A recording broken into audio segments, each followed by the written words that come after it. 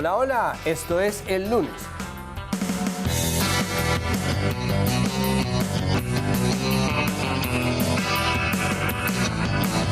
Y hoy, como todos los lunes, llueva, truene o relámpague, vamos a hablar sobre aquellas noticias que pensamos que de pronto, pero que finalmente nada. Y podríamos empezar hablando sobre el tercer pico de la pandemia que viene, pero nada que llega, y sobre todo sobre la nueva cuarentena o método de control de la población sin plata mediante el cual garantizamos que la gente que tiene computador en la casa no le dé COVID, que son básicamente la prueba fehaciente de que no hemos aprendido nada de nada. Nadie en ninguna orilla. Primero, tenemos por un lado un grupete de bobos diciendo que las cuarentenas no garantizan una reducción del contagio, que son curiosamente los mismos que contra toda evidencia han salido a promover la inmunidad del rebaño como la verdadera estrategia pandémica. Amigos de los empresarios que creen que proteger la salud es vulnerar la economía y por lo tanto enemigos de los tapabocas. A ver, Andresito, está claro que cuando la gente se mantiene en su casa baja la tasa de contagios, así como la accidentalidad y, por lo tanto, la demanda hospitalaria en medio de una crisis hospitalaria. Ese no es el punto. El problema es que para hacer una cuarentena que de verdad funcione, uno necesita un sistema que garantice los derechos laborales y la salud de quienes trabajan. No simplemente alguien que desde la Casa de Nariño se lave las manos con las decisiones territoriales y regionales y locales que cada uno deba tomar sin brindar las herramientas para tomar las mejores decisiones. Trabaje juiciosa, trabaje juiciosa, trabaje juiciosa. Trabaje juiciosa, no sé. Ni alguien que desde el Palacio Líbano grite que la gente debería encerrarse a un empresariado que no tiene planes de darle a sus empleados lo que muchos consideran vacaciones pagadas, porque aquí solo sirven las horas culo. Claro que sí sirven las cuarentenas, Andresito, pero no cuando traen hambre, y por eso las cuarentenas deberían ser la última opción. Yo las defendí. Hace un año e incluso hace 6 meses, cuando no parecía haber otra opción ni mucha información disponible, pero volver exactamente a lo mismo es un error porque ya se sabe mucho más sobre las cuarentenas. Se sabe, por ejemplo, que la gente debería poder salir al aire libre tanto como quiera, no solamente una hora, que eso no les va a hacer daño. Se sabe también que los fines de semana son importantes para poder recargar y descansar mentalmente, por lo cual las cuarentenas no tendrían por qué hacerse los fines de semana.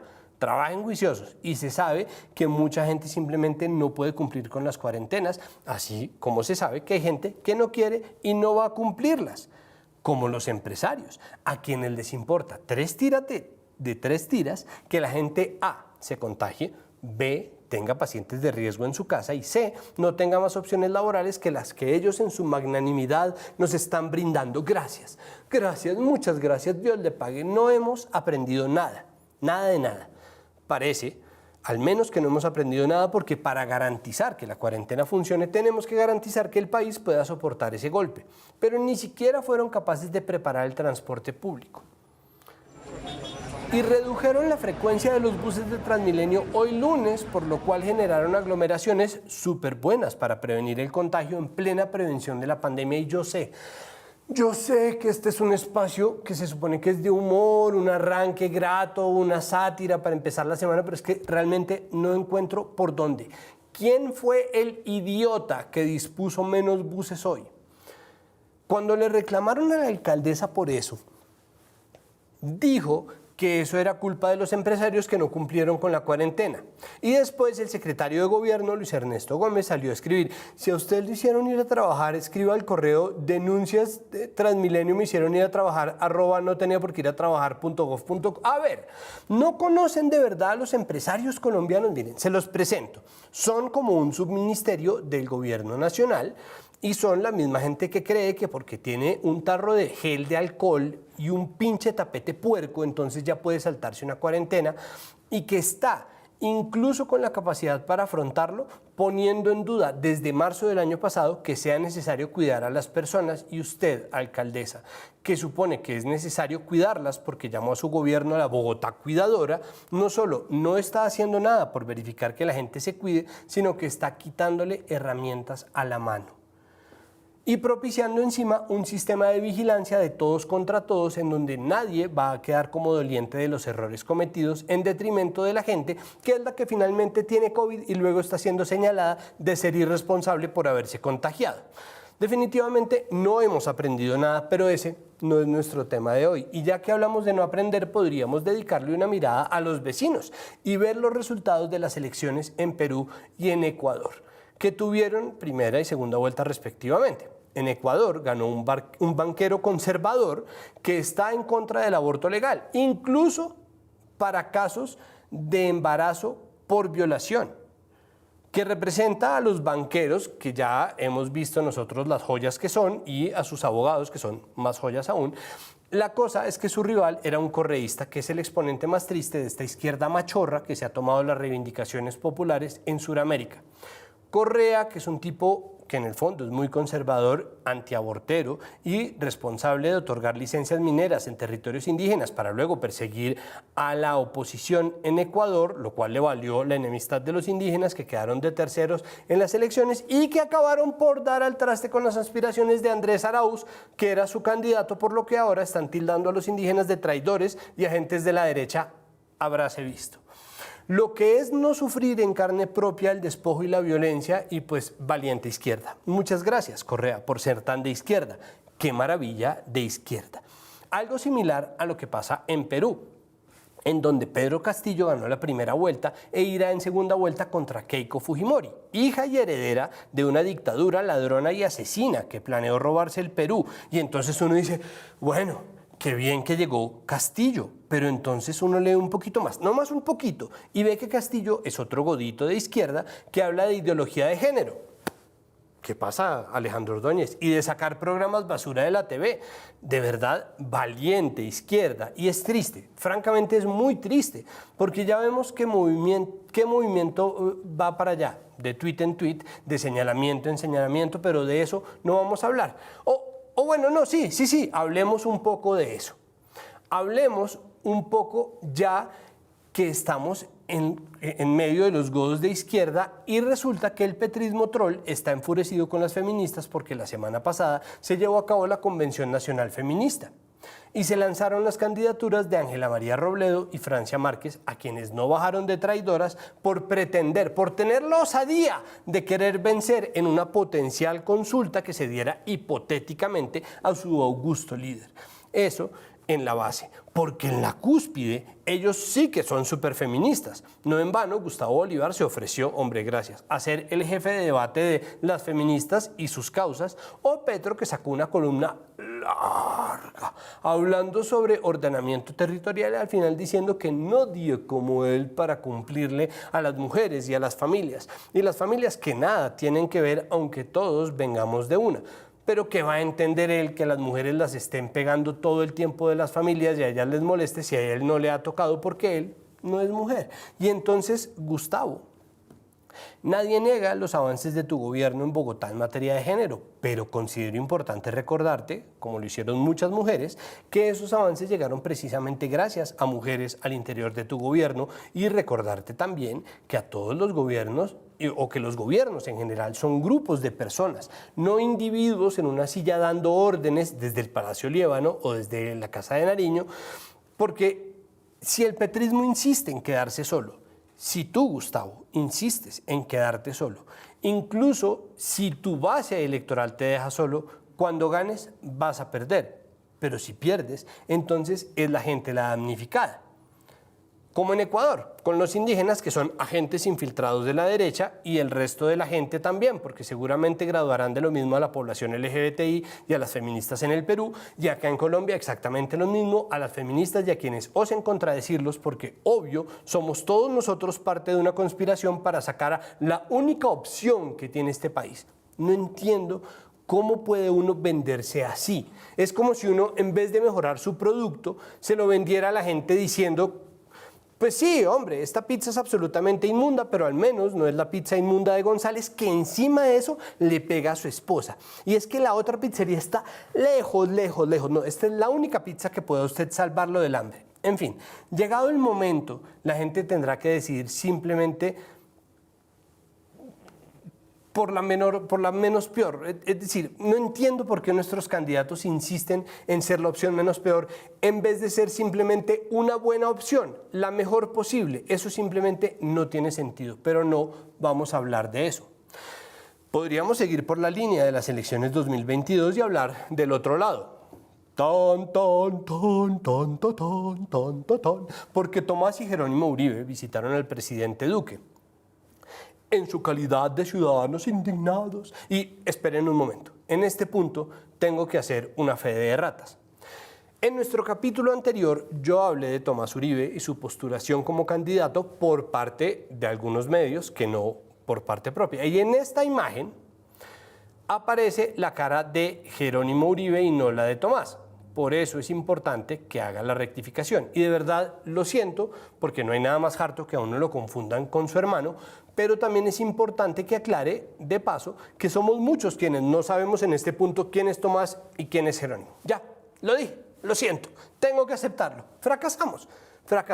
Sobre todo porque siguen insistiendo en meternos a Tomás de presidente. Es decir, para salvarnos de un incompetente que ellos mismos pusieron, a pesar de que no tiene ningún tipo de experiencia y que ha llenado de incompetentes, el gobierno y los entes de control van a meter a otro incompetente sin experiencia en absoluto en un gobierno que no hace sino repetir lo que su papá dice como una lora. Es decir, ellos salvándonos de ellos. El caso es que Tomás y Jerónimo Uribe, en su calidad de ciudadanos preocupados y salvadores de Colombia, de las garras del uribismo, en nombre del uribismo, visitaron al presidente Duque, que estaba metiendo miedo con que iba a grabar la sal, el azúcar, el café y el chocolate, entre otros productos básicos de la canasta familiar. Y parece que una cosa y la otra en realidad no tuvieron que ver, porque esta era una reunión programada desde hace mucho más tiempo, pero quisieron hacernos ver que sí, y no desmintieron a nadie que dijera algo así, lo que simplemente pinta un triste retrato de nuestro gobierno, en donde tienen a alguien tan subalterno que no tiene otra opción que parecer un subalterno. De eso no vamos a hablar porque no da ni rabia. Pero sí vamos a hablar en cambio de la reforma tributaria, de la que pretenden salvarnos los niños Uribe, pero con la que pretenden clavarnos desde el gobierno uribista. Y en este punto es posible que no sepamos qué será de la bendita reforma, porque llevan amagando semanas con el cuento de que la canasta familiar, que si la graban, que si no, y luego que si la base gravable, que si es la clase media, que si son los sueldos a partir de 2,5 millones de pesos, que a duras penas dan para pagar un pinche colegio en este país. ¿Cuál es el problema? ¿Cuál es el problema real? Pues que es obligatorio hacer una reforma tributaria y es urgente, pero es impopular. Sobre todo porque vamos de cara a unas elecciones presidenciales y eso le resta mucho capital político, lo cual lo convierte todo en un juego de distracciones y tanteos, constantemente planteando opciones ridículas como ponerle impuestos a la sal, que es tan básica que era el dinero cuando todavía no existía el dinero, no en vano la palabra salario, solamente para luego salir a decirle al viceministro que cómo se le ocurre, y luego salir a decir esta maravilla frente a la ANIF. Y en el contexto de este debate sobre la urgencia y la necesidad de una reforma fiscal, es que nosotros tenemos caja que nos alcanza aproximadamente para unas 6 semanas o 7 semanas, y por lo tanto tenemos que estar constantemente en el mercado buscando los recursos. Que ustedes ya sabrán si juzgar si fue o no un chantaje por parte del ministro Carrasquilla. Para mí lo es claramente. Y acá es importante aclarar lo siguiente. Lo que está diciendo Carrasquilla no es noticia ni debería serlo. No es nuevo. La caja se acaba y luego se vuelve a llenar. No se llena mágicamente. Plata hay y capital de endeudamiento también. No se acabó la plata del país. Si eso hubiera pasado, si eso estuviera pasando, este país estaría en llamas y ya.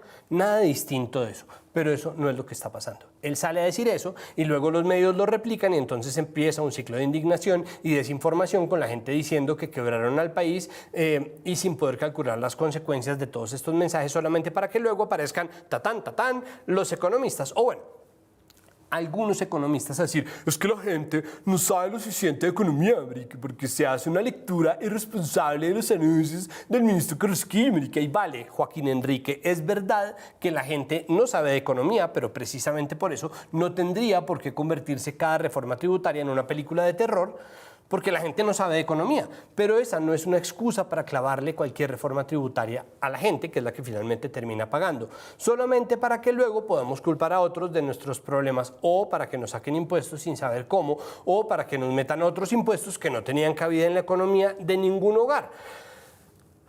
Solamente para que se siga perpetuando la idea de que nos contratan porque nos están haciendo un favor, pero además sin un sistema que nos dé la confianza suficiente para pagar impuesto alguno. En fin, es obligatoria la reforma, pero ¿cuál? Ese es nuestro tema de hoy. Vamos a una pausa y ya volvemos con el lunes en Mesa Capital.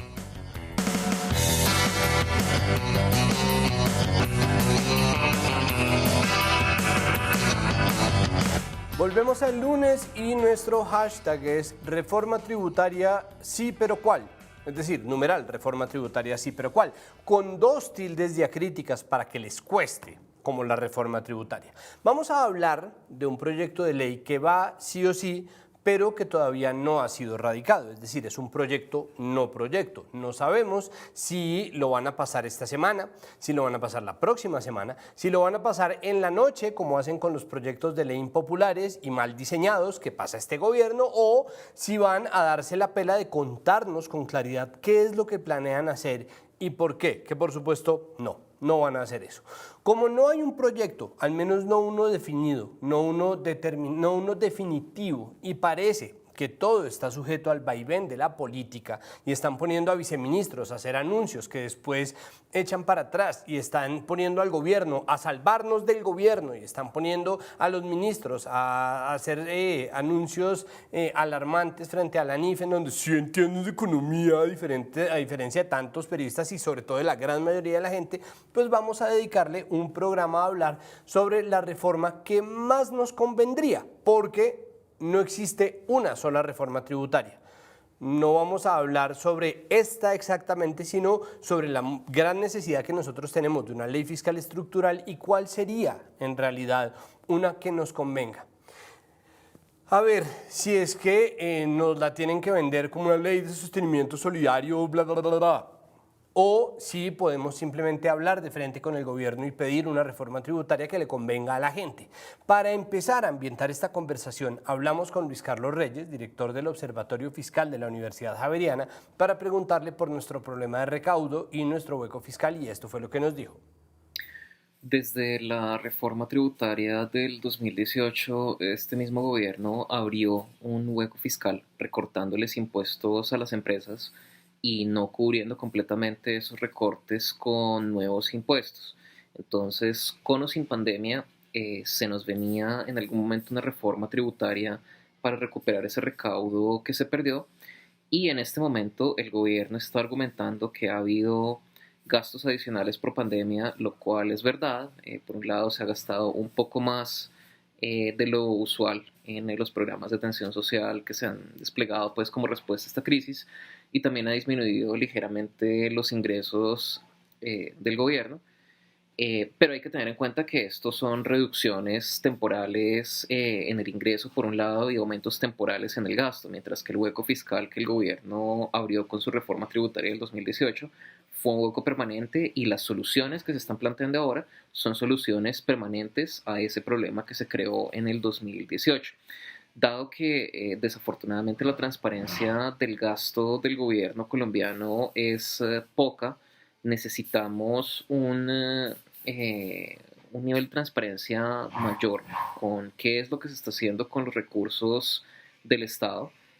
Si es que el gobierno les va a pedir a los colombianos que se metan la mano al bolsillo en medio de la peor crisis económica de la historia de Colombia, porque esta no es solo una reforma tributaria para pagar los gastos de pandemia. De hecho, es principalmente una reforma tributaria para tapar un hueco fiscal que venía desde antes y que se aumentó de forma bastante intencional, bastante consciente, con la decisión del gobierno, pues por decisiones, por principios propios de que recortarles impuestos a las empresas es algo muy importante a su manera de ver para el crecimiento económico, punto de vista debatible, pero si vamos a recaudar dinero adicional para financiar estos recortes de impuestos a las empresas, deberíamos dejar de hablar de que son solo gastos de pandemia y que es una cosa que no tiene más opción sino, por ejemplo, ponerle IVA a la canasta familiar o aumentar el número de trabajadores que pagan impuesto de renta, sino también tener en cuenta que las personas de más altos ingresos del país están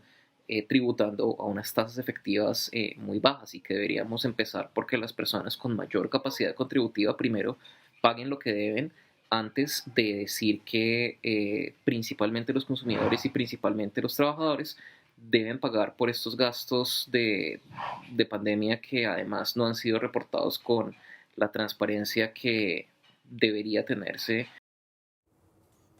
Entonces la palabra transparencia vuelve a surgir y lo que dice Luis Carlos Reyes tiene además un ingrediente adicional y es que no hacer una reforma tributaria estructural lo que ha hecho es generar la necesidad de una nueva reforma tributaria. Es decir, cuando se hacen reformas cosméticas que están hechas para hacerle favores a quienes nos hacen favores, como si fuera un asunto político y no la economía del país, entonces se generan nuevos huecos que luego hay que tapar para quedar aún más mal. Y lo que bien dice también Luis Carlos Reyes es que son los colombianos y las colombianas de a pie los que van a tener que sacarse plata del bolsillo para tapar ese hueco fiscal. Como no existe una ASOCOLGECLAME, es decir, una asociación colombiana de gente de la clase media a la que le está cayendo esto durísimo, pues nosotros quisimos saber, al menos para tratar de darle voz a quienes siempre quedan al arbitrio de estas reformas, pero siempre se ven más afectados por ellas, pues simplemente buscamos a las centrales obreras para que nos dieran su opinión y este video nos fue enviado por Francisco Maltés, presidente de la Central Unitaria de Trabajadores CUT. Esto fue lo que nos dijo. En los próximos días el gobierno del presidente Duque presentará la tercera propuesta de reforma tributaria de su gobierno, cuyos ejes principales ya se han dejado ver. Primero, un impuesto a los alimentos que tienen algún grado de procesamiento, que pasarán de tener IVA del 5% al 19%, IVA pleno. Asimismo, la gasolina y el diésel. Por esta vía se aspira a recaudar más de 10 billones de pesos. La segunda fuente de financiación es lo que se llama el impuesto a las personas naturales, por medio de la cual se aspiran a recaudar cerca de 17 billones de pesos. Cuando hablamos de las personas naturales, ha dicho el gobierno, van a pagar impuesto a la renta los salarios mayores a 2.500.000 pesos y las personas que tengan pensiones de más de 7 salarios mínimos. Es decir, el grueso de la reforma recaería sobre los hombros de los de a pie, de los de siempre, de los que menos tienen. Y los grandes empresarios, los mega ricos de este país, tan solo pagarían 3 billones de impuestos, menos del 10% de los que se aspira a recaudar. Hoy, 17 millones de personas se acuestan con hambre. Imaginemos el escenario donde hay IVA pleno para los alimentos procesados, el diésel y la gasolina. Esto puede significar que tan pronto se aplique la reforma, ya no serán 17, sino 25 o más millones de colombianos que se acuesten con hambre. Y a su vez esto repercutirá en el desempleo. Hoy cerca de 4 millones de personas no tienen trabajo. Con estas medidas lo que sucederá es que menos se compra, menos trabajo hay y más desempleo. Es decir, estas medidas del gobierno son profundamente contraccionistas de la economía, de la actividad económica. No se dice nada de los 370 billones de pesos que están en los paraísos fiscales. No se dice nada de la evasión y elusión que le cuesta al país cerca de 50 billones de pesos al año. No se dice nada de la corrupción que le cuesta cerca de 50 billones de pesos al año a los colombianos. Y por supuesto los mega ricos pasarán de agache en esta reforma tributaria. Por esta razón, la CUT, la CTC, la CGT y los pensionados vamos el 28 de abril al paro nacional contra el nuevo paquetazo de Duque por la vida y la paz. Bueno, pues parece que la reforma tributaria o ley de solidaridad sostenible es tan impopular que está generando el anuncio de un nuevo paro nacional. Lo peor de todo, y volviendo al asunto de la transparencia, es que en este momento es muy posible que todo aquello que estaba diciendo Francisco Maltés acabe siendo mentira, no porque lo fuera en un comienzo, sino porque muy fácilmente cuando no tienen un proyecto de ley pueden cambiar el texto del proyecto de ley y mandar a las mismas caras de siempre decir, pues por supuesto lo que están haciendo los agentes politiqueros es desinformar porque se siente que no sabe de economía, eso es lo que está pasando a los trabajadores, simplemente porque han estado tanteándonos y mostrándonos posibilidades de reforma, medidas impopulares en las cuales hacen que nosotros nos soliviantemos y nos indignemos y salgamos a pelear por nada, porque no existe un proyecto.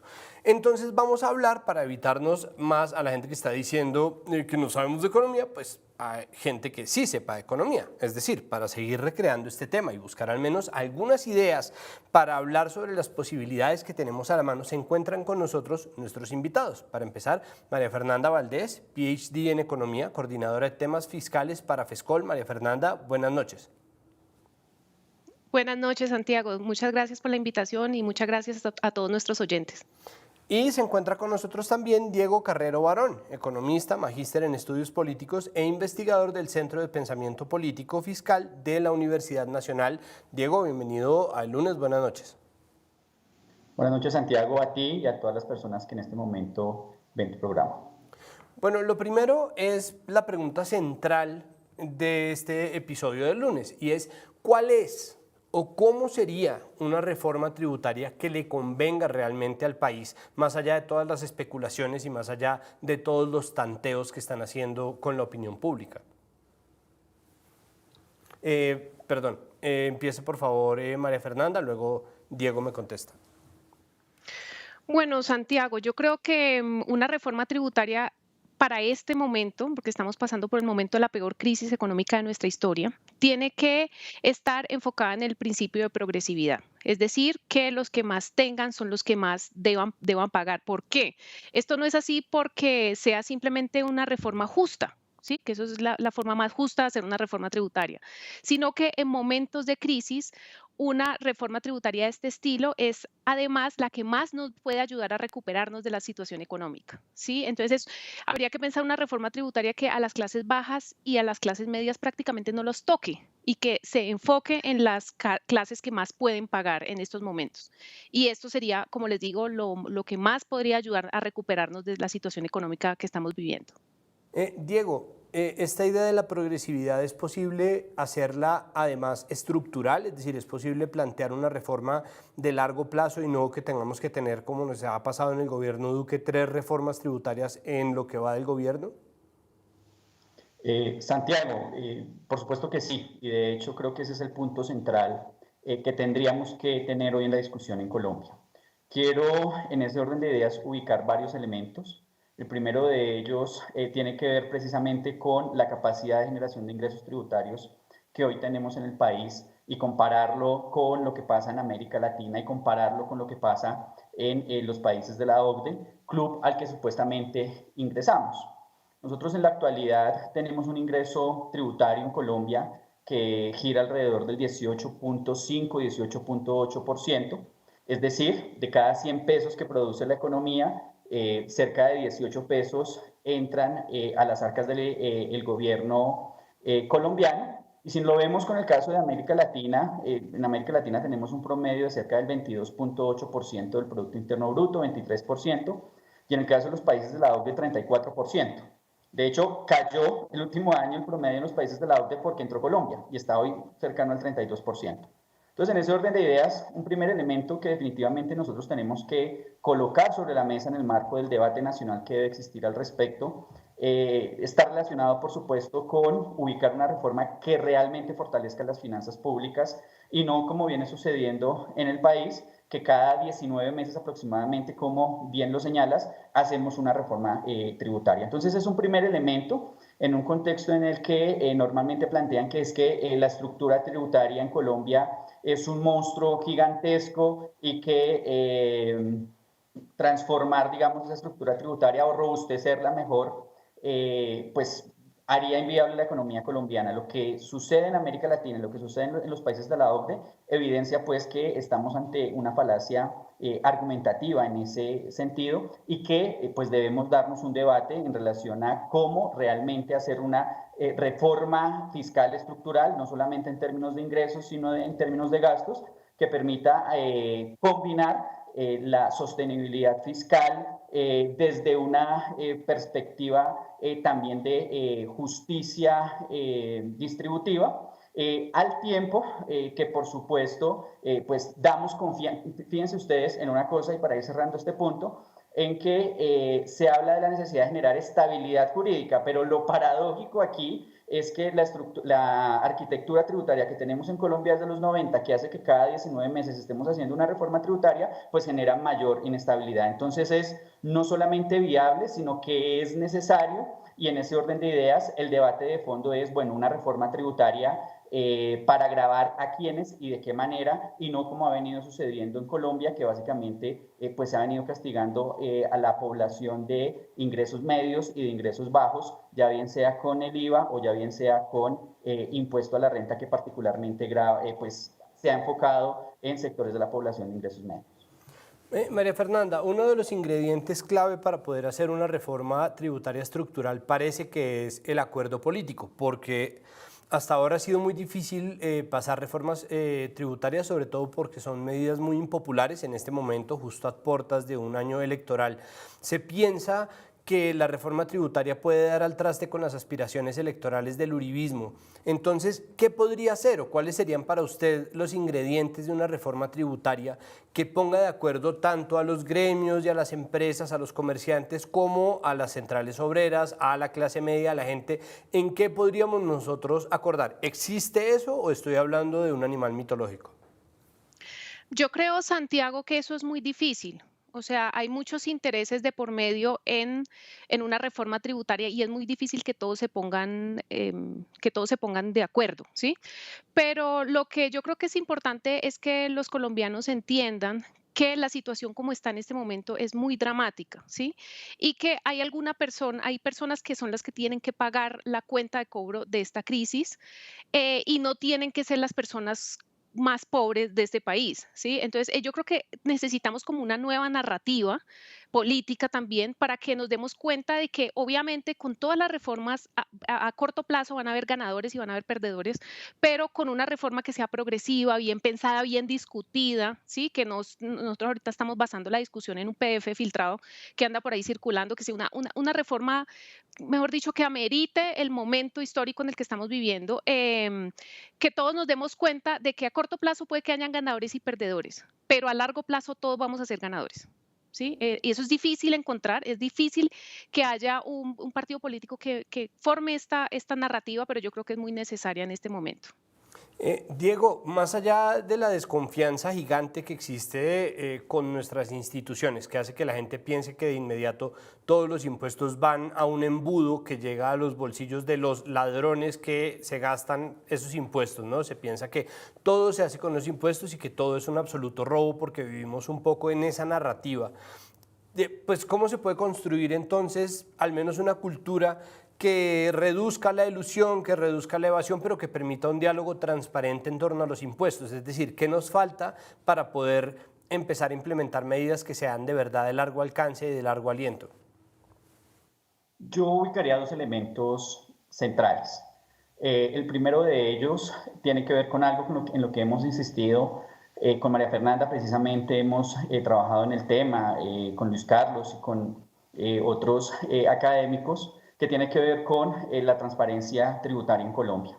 Infortunadamente hoy en el país no existe una política de datos que permita que los ciudadanos y las ciudadanas conozcan pues quiénes que son los que tributan, qué forma. Por supuesto que aquí hay un tema, y ese tema tiene que ver con que pues básicamente hay cierta información que tiene que ser anonimizada. Pero lo primero es que dentro de una reforma fiscal estructural, uno de los elementos clave pues es cómo la gente accede a la información para, con base en eso, pues tener conocimiento en relación a quiénes pagan y quiénes no están pagando, y en relación a eso que la gente sienta que la tributación, así como sucede muchas veces con la justicia, aplica solamente para los de ruana. Entonces yo creo que eso es lo primero. Y lo segundo tiene que ver con que efectivamente, y por eso es necesario hablar no solamente de una reforma tributaria, sino hablar de una reforma fiscal en términos estructurales, y es que esos recursos que la gente está pagando se vean reflejados en obras sociales, en políticas que permitan la provisión de bienes públicos, que permitan la garantía de derechos, y que en ese orden de ideas las ciudadanas y los ciudadanos sepan o tengan la confianza de que efectivamente lo que están pagando está sirviendo para su bienestar y para el bienestar del colectivo. Yo creo que, y nuevamente, y sin querer que el debate se vuelva eurocéntrico, Pero yo creo que nosotros, ya que hablamos de los países de la OCDE, ya que hablamos de la Unión Europea, ya que hablamos de estar en sintonía con pues, economías desarrolladas, pues tendríamos que ver, por ejemplo, lo que significan no solamente los esfuerzos fiscales que hacen los ciudadanos bajo principios de progresividad en países como Finlandia o como Francia, sino que adicionalmente la forma en que eso se ve reflejado en términos de gasto público en salud, en educación, en vivienda, que son en últimas la base para la construcción de una democracia sólida, que a su vez es la que realmente pues, puede permitir la construcción de una paz de largo plazo. Entonces creo que aquí de lo que se trata es de evidenciar esa cadena que existe causal, ¿cierto?, entre los ingresos del Estado sustentados en una política tributaria progresiva, ¿cierto?, donde los que más tienen paguen más, y una política fiscal que sirve precisamente para garantizar derechos que son, insisto, la base de la democracia y la paz. María Fernanda, antes de irnos a la pausa, una pregunta breve, y es, yo me he quejado repetidamente, no solamente en este espacio, antes de presentarlos a ustedes, sino también en redes sociales, y no soy la única persona. Mucha gente se está quejando por este juego político que se ha hecho, de estos anuncios que después se desanuncian, estos PDFs filtrados, esta información sinuosa que nos llega, incompleta, que después se desmiente por parte del mismo gobierno. Me gustaría saber si tiene esto una consecuencia real en términos económicos y cuál es decir, qué pasa cuando tenemos este tipo de diálogo con el gobierno, esta estrategia que han decidido adoptar, si les sirve en absoluto o en realidad les hace tanto daño como yo siento que nos hace a nosotros. Pues mira, sí, el gobierno ha tenido esa estrategia que es demostrar la reforma tributaria como a medias y sacarle. Yo creo que por un lado, yo no entiendo muy bien qué es lo que quieren hacer, pero me da la impresión de que por un lado lo que quieren es sacar como partes de la reforma que son bien polémicas para hacer como un tipo de estudio de mercado, a ver cómo la gente reacciona y a ver qué tanto pueden tirar y aflojar de la reforma tributaria. Y por otra parte, yo creo que también hay un interés muy fuerte de limitar la participación ciudadana. Ustedes saben, hace unos 20 años, pues en estos temas no mucha gente comentaba, ni había como tantas discusiones, pero hoy en día hay muchos expertos y hay muchas expertas hablando de este tema, entonces ya no es un tema hermético del Congreso, sino que ya la ciudadanía se quiere meter en el tema, entonces yo creo que hay un interés de limitar esta participación ciudadana. Y esta estrategia yo no sé si es muy útil para el gobierno, pero efectivamente, como dice Santiago, pues para los ciudadanos no lo es. Y no lo es porque principalmente, pues al no informar con claridad se crea una discusión muy liviana, muy pobre, muy incompleta. Y sabemos que estas discusiones tributarias, el resultado de la reforma tributaria dependerá de que esta discusión sea tomada en serio. ¿Sí? Y entonces, eso por un lado. Y por otro lado, es que yo creo que cuando se da información así, por ejemplo, que hayan tenido una reunión con los gremios antes que lanzar la propuesta tributaria o que se hayan reunido a puerta cerrada con algunas personas, lo que hace es que le da ventajas en esta discusión, que como yo te decía, hay muchos intereses de por medio. Esto es casi como una pelea, un equipo de fútbol contra otro, ¿ya? Discutiendo sobre las cosas que más les convienen.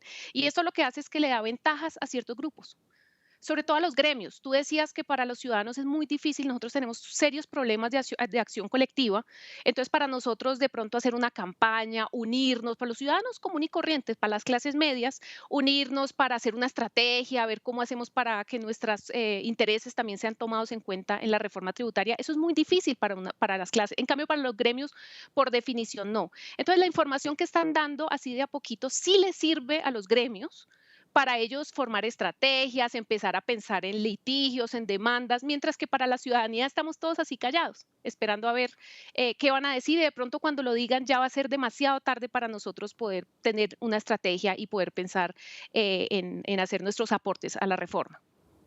Perfecto, pues María Fernanda, Diego, les ruego que se queden conmigo, nosotros vamos a hacer una pequeña pausa y al regresar seguiremos hablando sobre la reforma tributaria. ¿Cuál? No lo sé, pero aquí seguiremos hablando de ella, esto es El Lunes. Seguimos en el lunes hablando sobre la reforma tributaria y nuestro hashtag es numeral reforma tributaria sí, pero ¿cuál? Y continuamos con María Fernanda Valdés, PhD en Economía y coordinadora de temas fiscales para FESCOL, y Diego Carrero Barón, economista, magíster en estudios políticos e investigador del Centro de Pensamiento de Política Fiscal de la Universidad Nacional. Y María Fernanda botaba una palabra clave que es, un concepto clave, que es la idea de las clases medias, que finalmente son quienes parece que van a tener que llevar la carga más alta de la reforma que hasta ahora ha dejado ver el gobierno que va a hacer. Y mi pregunta va encaminada a eso, Diego.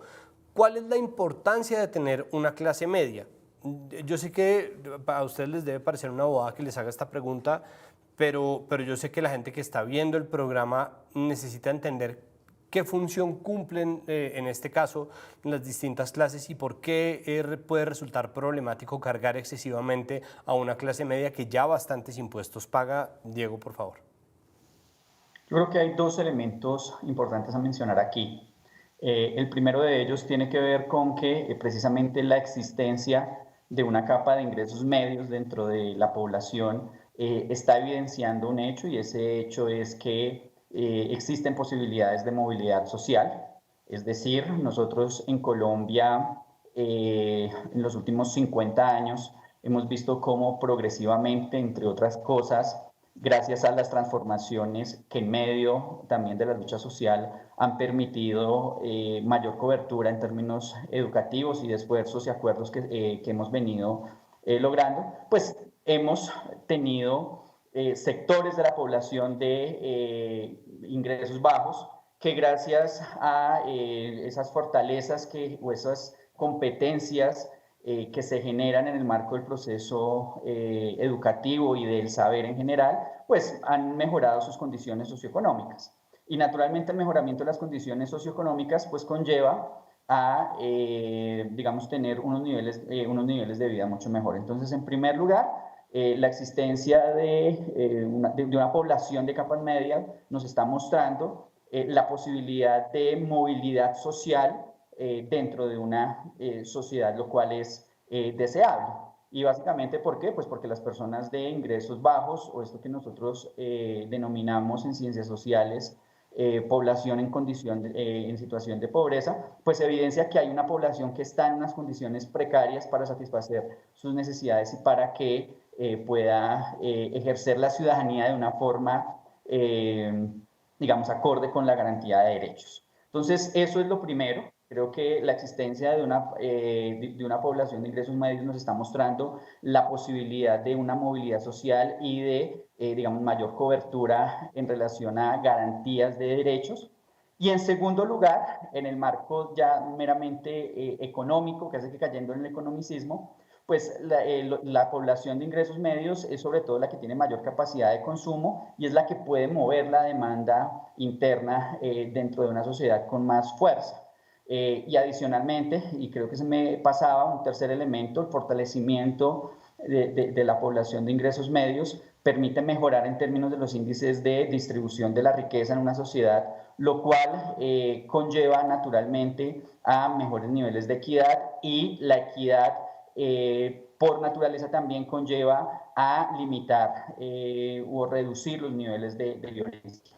Entonces, en ese orden de ideas, nosotros vemos aquí una conveniencia en términos sociales, éticos, políticos, sociales, de fortalecimiento de la democracia en relación a este sector de la población que ha sido el más castigado desde los 90, porque básicamente las políticas gubernamentales se enfocan por un lado a focalizar el gasto para los que casi que están en condición de miseria. Naturalmente es población que tiene que ser atendida, pero no son los únicos ciudadanos ni las únicas ciudadanas, pero adicionalmente entonces pareciera que esa es la única posibilidad de mejorar condiciones de vida y no la de la movilidad social, que es lo deseable. Lo deseable es que no haya población en condición de pobreza, sino una población que tenga las capacidades y tenga los accesos al mercado que le permitan subsistir, y que adicionalmente el Estado pues garantice derechos, lo cual, insisto, y es muy importante, dado que a veces nosotros damos discusiones desconectadas de la paz, de la democracia, de la economía. Este es el centro de la democracia y creo que ese es el mensaje que tendríamos que tener en el marco de un real acuerdo social en Colombia, y es que la única posibilidad de hablar de justicia, de equidad en Colombia, hablar de democracia, pues se sustenta en unos recursos que el Estado tiene que garantizar para que los ciudadanos y las ciudadanas vivan bien, y eso se hace con una reforma tributaria, con una estructura tributaria equitativa y progresiva. María Fernanda, cuando se habla de cobrarle a quienes más ganan, ¿existe una diferencia entre las personas naturales y las personas jurídicas? Mucha gente pide que a grandes empresarios se les cobren mayores impuestos, se utiliza como contraargumento que eso va a disminuir la generación de empleo, ya eso se ha visto y se ha estudiado que no es así, pero podemos también hablar de eso, y sin embargo hay mucha gente que dice que en vez de recargar los impuestos a quienes más plata producen sobre las personas jurídicas, debería esto recargarse sobre las personas naturales, y esto es grandes terratenientes, herederos, grandes patrimonios, rentas, ahora sí de verdad, no la renta entendida como un gran salario. Sí, un gran salario es acaso 2,5 millones de pesos, pero ¿cuál es la medida más conveniente ahí, María Fernanda? ¿Qué se puede esperar? ¿Qué sería mejor pedirle a nuestro gobierno? ¿Que grave a las empresas que más tienen o a los individuos que más tienen? Pues yo creo que la mayoría de los economistas piensan que las empresas de por sí mismas no son ricas o pobres. Los ricos o pobres son las personas, ¿sí? Entonces hay un gran pedido a que sean las personas ricas y no precisamente las empresas las que paguen más impuestos. Esto es completamente contrario a lo que pasa en Colombia. En Colombia las empresas, y no digo que todas las empresas, aquí hay muchos matices, ¿sí? Porque hay muchos beneficios tributarios para ciertas empresas, entonces hay empresas que pagan un montón y hay empresas que no pagan nada, pero el recaudo tributario por empresas es mucho más alto incluso que los países de la OECD. Aquí se recauda muchísimo a las empresas, mientras que las personas se recauda muy poco. Entonces yo creo que la mayoría de los economistas pensaría que hay que aumentar el recaudo de las personas, pero ojo, sobre todo las personas más ricas, porque lo que quieren hacer aquí es aumentar ese recaudo, no mucho, pero aumentar ese recaudo de las clases medias. Y eso no es exactamente lo que yo estoy diciendo. Entonces, la mayoría de los expertos diría que hay que aumentar los impuestos a las personas y hay que reducir un poco o al menos llevarlo a los niveles de la OECD, pues como para tener un punto de referencia en los impuestos a las empresas. Bueno, la pregunta ahí, María Fernanda, es ¿por qué no se le quiere cobrar a los individuos que más plata tienen y que más plata producen en el país? ¿Cuál es la razón? Esta realmente es una pregunta para los dos, pero María Fernanda. Sí, pues yo creo que hay una respuesta que es pues estructural. Es mucho más difícil cobrarle a los más ricos, porque ellos tienen estrategias de evasión y elusión muy sofisticadas. Entonces, muchas de esas personas muy ricas salen corriendo, tienen estrategias para evadir impuestos, para eludir, sobre todo mandar la plata a paraísos fiscales. Entonces, esa es una razón, pero yo creo que no es la razón fundamental. Yo creo que hay una razón política también detrás de esto. ¿Eso qué quiere decir? Que las personas más ricas y las que pertenecen a ciertos gremios y las personas que tienen ciertas empresas, que también son muy ricas, pues tienen mucho poder político. Entonces, cada vez que un gobierno intenta hacer una reforma tributaria que implique ponerlos a tributar más, ellos van a mover toda su maquinaria y ellos van a mover todo su lobby para que eso no pase. Entonces, son esas dos razones. Pero sí hay una razón estructural. Sí es verdad que ellos tienen unas estrategias muy sofisticadas para evadir los impuestos. Pero yo pensaría, y como lo he dejado claro, que no es la única. Hay una razón política también. Sí, bueno, Diego, en ese sentido, ¿valdría la pena implementar algún tipo de medida o algún tipo de estrategia para evitar que los más ricos estén eludiendo y evadiendo impuestos? Que exista, no sé, ¿existe alguna ley que pueda proveerlos sin incurrir en una invasión muy grande de ciertas libertades? No sé, ¿existe alguna manera? Bueno, yo creo que para responder esa pregunta y para contextualizar también a la audiencia, hay dos datos que son muy reveladores y que muestran eso que está problematizando muy bien María Fernanda. ¿Cuáles son esos dos elementos? El primero de ellos, esos dos datos mejor. El primero de ellos tiene que ver con la concentración del ingreso del 20% del 20% de la población más rica en el país, es decir, el quintil con más altos ingresos en Colombia concentra más o menos el 54% de los ingresos, es decir, tienen unos ingresos que superan a los ingresos que tiene todo el 80% de la población restante. Pero la situación se vuelve más dramática cuando nosotros ubicamos el percentil más alto. El 1% de la población más rica se queda con aproximadamente el 21% del ingreso nacional.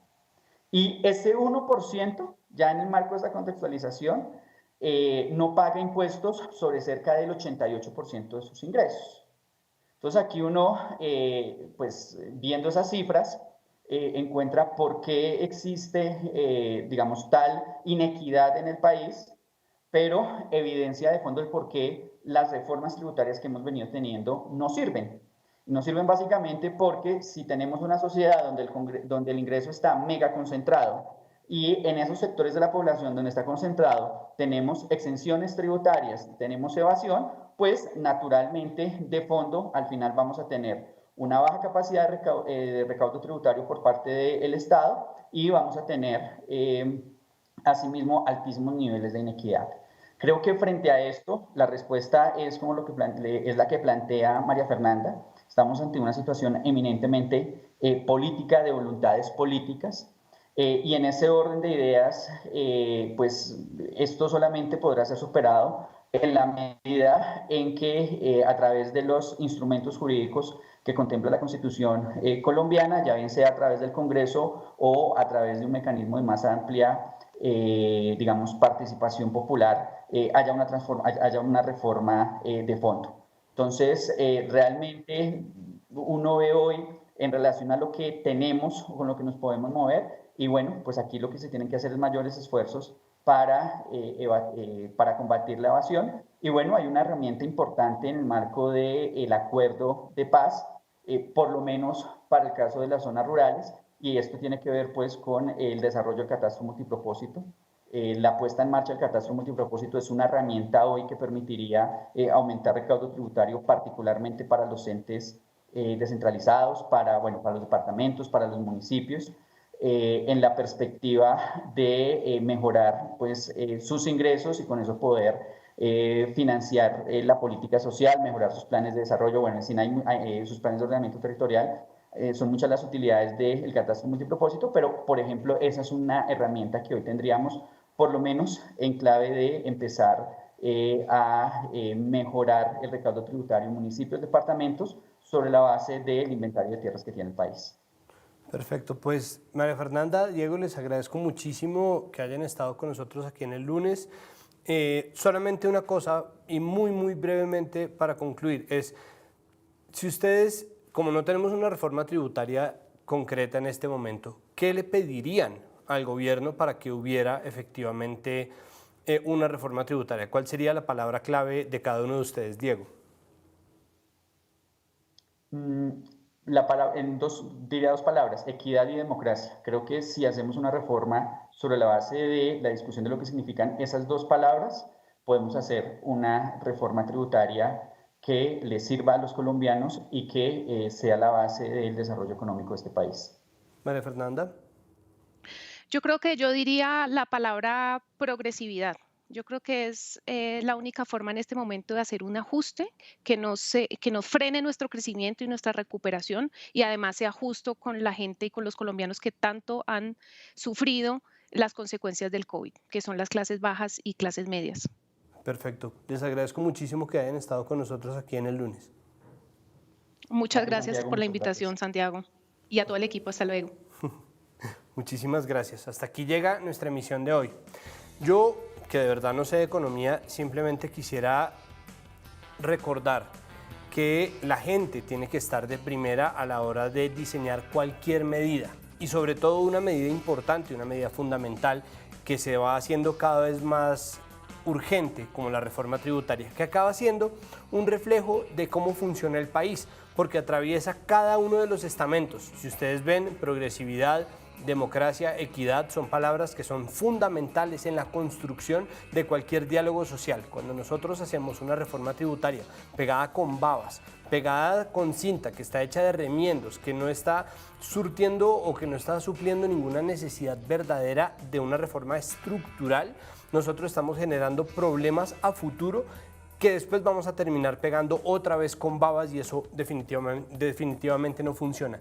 Tal vez si nos animáramos a hacer una verdadera reforma tributaria, tal vez el presidente que venga, porque no creo que este gobierno tenga ni la fuerza ni la voluntad de hacerlo, tal vez el presidente que venga se anime a hacer de verdad, a tomar una decisión impopular de hacer una verdadera ley tributaria. Eso podría dar al traste con muchas cosas que nosotros creemos que son fundamentales para nuestro país, pero es mucho mejor eso que tener un andamiaje provisional que en cualquier momento se va a caer una vez más sobre las clases populares y sobre la clase media.